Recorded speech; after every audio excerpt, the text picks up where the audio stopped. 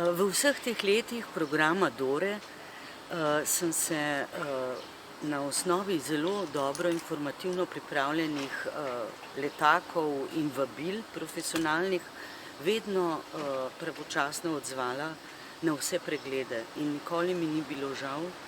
kajti takoj po upokojitvi lansko leto jeseni sem v programu Dora bila med tistimi, ki so poleg dodatnih preiskav se soočili z eno najhujših diagnoz za ženske, rak dojke. Želela bi se zahvaliti profesionalni ekipi Dore za vso njihovo skrb in pozornost ter profesionalen odnos do nas žensk, ki imamo neverjetno srečo, da v Sloveniji lahko ta program pravzaprav se ga udeležujemo in kaj bi jim rekla poleg vse najboljše ob 15-letnici Dore, to, da našim življenjem dodajajo čas.